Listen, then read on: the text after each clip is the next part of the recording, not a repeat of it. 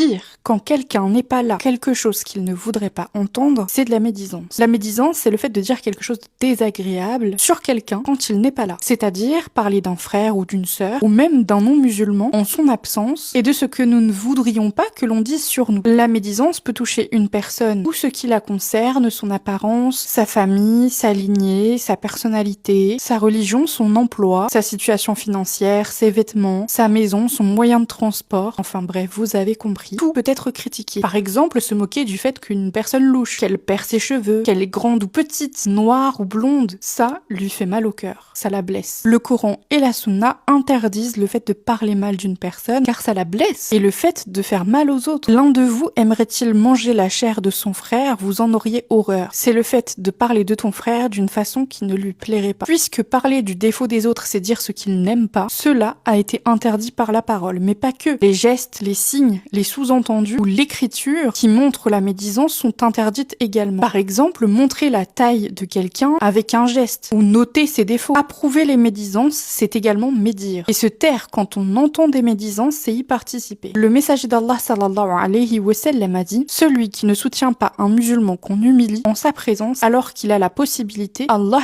l'humiliera le jour de la résurrection devant toutes ses créatures. Il dit aussi: celui qui apprend un péché de son frère et le cache, Allah cachera ses péchés le jour de la résurrection.